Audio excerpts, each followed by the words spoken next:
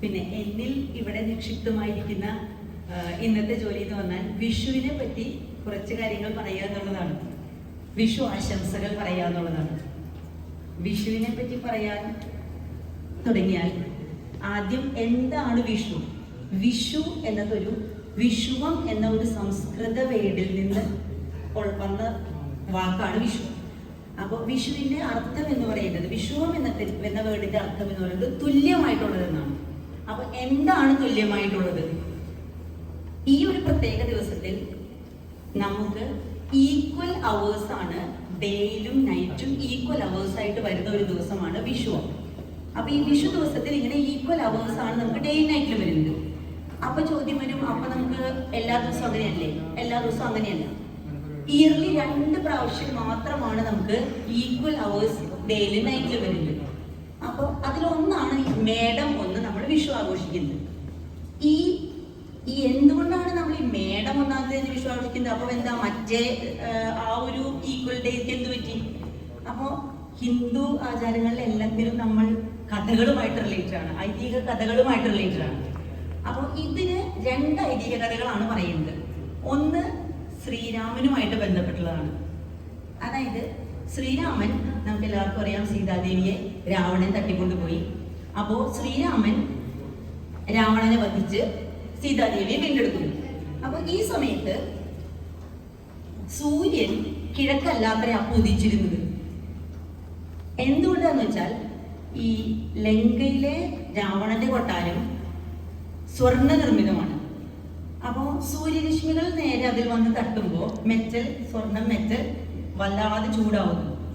അപ്പൊ ചൂട് സഹിക്കാൻ വയ്യാതെ രാവണൻ നമുക്കറിയാം അതിശക്തനായിരുന്നു, എല്ലാവരെയും തന്റെ കൈപ്പിടിയിൽ ഒതുക്കിയിരുന്ന ആളാണ്, ശക്തി കൊണ്ട് എല്ലാവരെയും കൺട്രോൾ ചെയ്തിരുന്നു. അപ്പൊ സൂര്യനെയും രാവണൻ കൺട്രോൾ ചെയ്തു.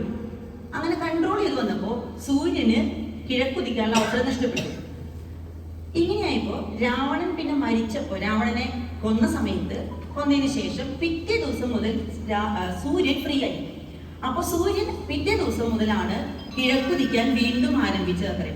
അപ്പോ ഇതൊരു പുതിയ തുടക്കമാണ് നമ്മളപ്പോ വിഷു ആയിട്ട് ആഘോഷിക്കുന്നത് എന്ന് ഒരു ഐതിഹ്യം പറയുന്നത്.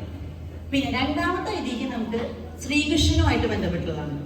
അതായത് ശ്രീകൃഷ്ണൻ പത്നിയായ സത്യഭാമയോടൊപ്പം നരകാസുരനെ വധിക്കുന്നു.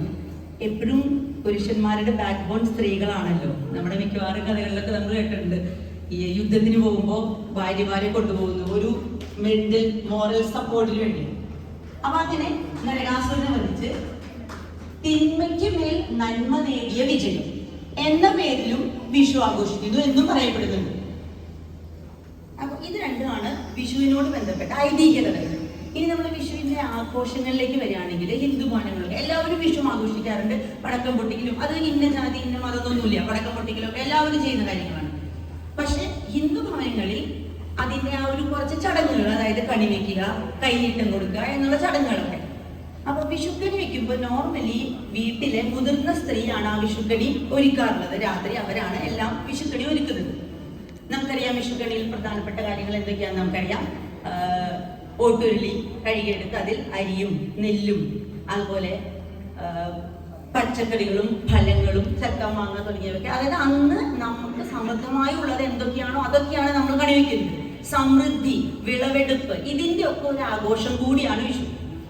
അപ്പം ഇതെല്ലാം വെച്ച് ശ്രീകൃഷ്ണ വിഗ്രഹവും വയ്ക്കുന്നു. എല്ലാത്തിനും നമ്മൾ ഈശ്വരനെ സാക്ഷിയാക്കിയാണ് നമ്മൾ എല്ലാ ആഘോഷങ്ങളും നടത്തുന്നത്. ശ്രീകൃഷ്ണ വിഗ്രഹവും വയ്ക്കുന്നു.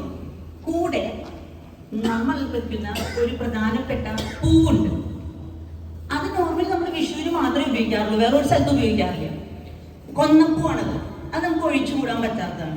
ഇനി എന്താണ്, നമുക്ക് ഒരുപാട് പൂക്കളുണ്ട്, പക്ഷെ എന്താ ഈ കൊന്നപ്പൂവിന്റെ പ്രത്യേകത? എന്താണ് കൊന്നപ്പൂ തന്നെ യൂസ് ചെയ്യുന്നത്? അതിന്റെ പിന്നിലും ഒരു ചെറിയ കഥയുണ്ട്. എന്താന്ന് വെച്ചാൽ, ഈ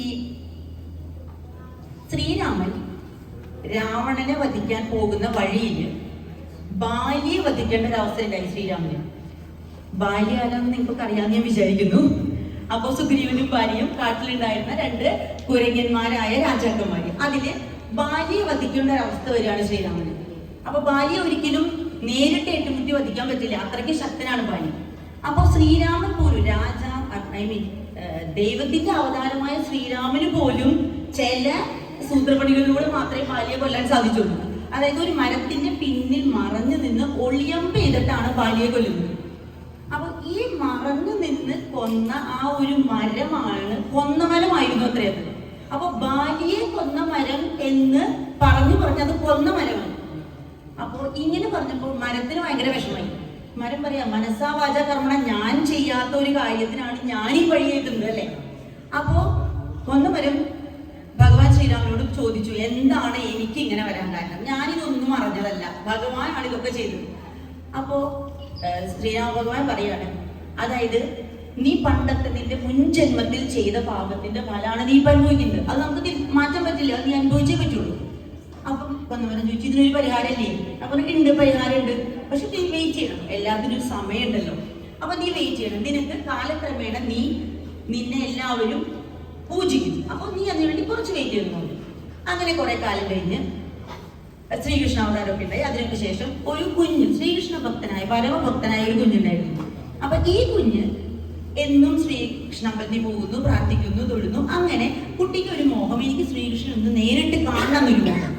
അപ്പൊ കുട്ടി അങ്ങനെ ശ്രീകൃഷ്ണനോട് പ്രാർത്ഥിച്ച് ശ്രീകൃഷ്ണൻ നേരിട്ട് പ്രത്യക്ഷപ്പെട്ട് കുട്ടിയുടെ രൂപത്തിൽ പ്രത്യക്ഷപ്പെട്ട് കുട്ടിയുമായിട്ട് കളിച്ച് പോവാൻ നേരത്ത് ശ്രീകൃഷ്ണൻ കുട്ടിക്ക് തന്റെ അരഞ്ഞാണം, മുത്തരഞ്ഞാണം സമ്മാനമായിട്ട് കൊടുത്തിട്ട് പോവാണ്.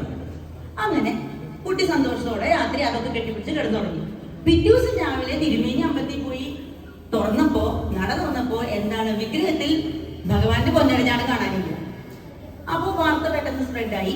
അത് കഴിഞ്ഞ് ഇവിടെ കുട്ടി ഉണർന്നപ്പോ കുട്ടി അമ്മയെ പോയി ഇങ്ങനെ കാണിച്ചു കൊടുത്തു, എനിക്ക് ഇങ്ങനെ ഒരു വരഞ്ഞാണ് കിട്ടിയിട്ടുണ്ട്, ഭഗവാൻ തന്നാണ്. അമ്മ വിശ്വസിച്ചില്ല. നമ്മളമ്മമാരൊക്കെ ഒരുമാതിരിയൊക്കെ അങ്ങനെയൊക്കെ തന്നെയാണ്. പെട്ടെന്ന് കുട്ടി ഒരു കാര്യം എന്ന് പറഞ്ഞാൽ നമ്മൾ അങ്ങനെ വിശ്വസിക്കില്ല, ക്രോസ് ചെയ്യും, ഒരുപാട് ക്രോസ് ചെയ്യും. അപ്പൊ അമ്മയെ ഒരുപാട് ക്രോസ് ചെയ്തു. കുട്ടി പറഞ്ഞു, എനിക്ക് ഭഗവാൻ തന്നു. ഇത് കഴിഞ്ഞ് ഈ കുട്ടിക്ക് ഇങ്ങനെ ഒരു കിട്ടി എന്നുള്ള വാർത്തയും പെട്ടെന്ന് സ്പ്രെഡായി. അങ്ങനെ അമ്പലത്തിൽ നിന്ന് ആൾക്കാർ വീട്ടിലെത്തി. അവര് അമ്മയോട് ചോദിച്ചു, കുട്ടിക്ക് അമ്മ മാത്രമേ ഉള്ളൂ, അമ്മയോട് ചോദിച്ചു. അപ്പൊ അമ്മ പറഞ്ഞു, മോൻ ഇങ്ങനെ പറയുന്നു. അപ്പൊ എല്ലാവരും വിചാരിച്ചത് കുട്ടി ഇത് മോഷ്ടിച്ചതാണ് അമ്പലത്തിൽ. അങ്ങനെ അമ്മയ്ക്ക് വളരെ ദേഷ്യം വന്നു. അമ്മ എന്ത് ചെയ്തു, കുട്ടിയെ 4 അടിയൊക്കെ അടിച്ചു. എന്നിട്ട് ഈ ദേഷ്യത്തോടെ അമ്മ ഈ പൊന്നരഞ്ഞാണ്ട് എടുത്ത് പുറത്തേക്ക് ഒരു ഏറെറിയാണ്. ഇത് ചെന്ന് വീണത് അവിടെ ഉണ്ടായിരുന്ന ആ കൊന്നമരത്തിലാണ്, മുറ്റത്ത് നിന്ന് കൊന്നമരത്തിലാണ്. അപ്പൊ അന്ന് വരെ കൊന്നമരത്തിൽ പൂക്കളൊന്നും ഉണ്ടാവാറില്ല. അന്ന് മുതലാണ് ഈ മുത്തരഞ്ഞാണത്തിന്റെ മുത്തുകൾ പോലെയുള്ള പൂക്കൾ കൊണ്ട്, സ്വർണ്ണവർണ്ണമായ പൂക്കൾ കൊണ്ട് നിറഞ്ഞത് കൊന്നമരം. അപ്പൊ അന്ന് മുതലാണ് ഭഗവാന്റെ അരഞ്ഞാണത്തിന്റെ ആ പ്രതീകമായ ഈ കൊന്നപ്പൂക്കൾ നമ്മൾ വിഷുവില് കണിക്ക് വയ്ക്കുന്നതെന്നാണ് ഒരു ഐതിഹ്യം പറയുന്നത്, ഐതിഹ്യ കഥകൾ പറയുന്നത്. പിന്നെ നമ്മൾ കണി കാണുന്നു, അവിടെ നമ്മളൊരു വാൽക്കണ്ണാടി വെക്കാറുണ്ട്. ഈ വാൽക്കണ്ണാടി എന്താണ് പ്രതീകം? നമ്മൾ ശബരിമലയ്ക്ക് പോയവർക്കൊക്കെ അറിയാം. നമ്മളെല്ലാം പടിയെല്ലാം കയറി അവിടെ ചെല്ലുമ്പോൾ, ഞാൻ പോയിട്ടില്ല കേട്ടോ, പറഞ്ഞു കേട്ടോട് പോകണം, അതിനൊരു സമയമുണ്ട്. അപ്പൊ അവിടെ ചെന്നാൽ അവിടെ തത്വമസി എന്ന് എഴുതി വെച്ചിരിക്കുന്നത്, അതായത് നീ തേടി വന്നത് നീ തന്നെയാണെന്ന്. അപ്പൊ നമ്മൾ രാവിലെ എഴുന്നേറ്റ് കണി കാണുന്നു. കണി കാണുക എന്ന് പറഞ്ഞാൽ നമ്മൾ പ്രഭാതത്തിൽ ആദ്യം കാണുന്നതാണ് കണി. അപ്പൊ നമ്മൾ കണി കാണുമ്പോൾ ഭഗവാന്റെ കൂടെ നമ്മളെ തന്നെയാണ് കാണുന്നത്. അതായത് നീ അന്വേഷിച്ചു വന്ന ഭഗവാനും നീ തന്നെയാണ്, നിന്നിൽ തന്നെയാണ് എന്നാണ് അതിൽ പറയുന്നത്. അങ്ങനെ കണി കണ്ട് അത് കഴിഞ്ഞിട്ട് ഞങ്ങളുടെ ഭാഗത്തൊക്കെ ഇങ്ങനെ ഒരു ചടങ്ങുണ്ട്, എനിക്കറിയില്ല എല്ലാ ഭാഗത്തും എങ്ങനെയാണ്. ഈ ഒരു വിളക്കും എടുത്തിട്ട് വീട്ടിലെ സ്ത്രീ വെളുക്കുന്നതിന് മുന്നേ ഈ വിളക്കും എടുത്ത് പുറത്തേക്ക് ഇറങ്ങും. അതായത് അവിടെയുള്ള പക്ഷിമൃഗാദികളെയും വൃക്ഷലതാദികളെയും കണി കാണിക്കുക. അപ്പൊ നമ്മൾക്ക് ലോകാസമസ്ത സുഖിനോ പോകുന്നു, നമ്മൾക്ക് സന്തോഷം വരിക, സുഖം വരുമ്പോൾ അത് ലോകത്തിലെ എല്ലാ ചരാചരങ്ങൾക്കും കിട്ടണം എന്നുള്ള പ്രാർത്ഥനയോടെയാണ് അത് ചെയ്യുന്നത് എന്നാണ് ആ ഒരു വിശ്വാസം. അത് കഴിഞ്ഞാൽ പിന്നെ നമുക്ക് എല്ലാവർക്കും പ്രിയപ്പെട്ട കൈനീട്ടമാണ്. കൈ നീട്ടി കൊടുക്കുന്നു, കൈ നീട്ടി വാങ്ങുന്നു, അതുകൊണ്ടാണ് കൈനീട്ടം എന്ന് പറയുന്നത്. അപ്പോൾ എല്ലാവരെയും ഷെയർ ചെയ്തു, കെയർ ചെയ്യുന്നു എന്നൊക്കെയാണ് ആ കൈനീട്ടത്തിന്റെ അർത്ഥം. നമുക്കുള്ള സമ്പത്ത് ബാക്കിയുള്ളവർക്കും കൂടെ നമ്മൾ കൊടുക്കുന്നു, അതാണ് കൈനീട്ടം പ്രതീകം ചെയ്യുന്നത്.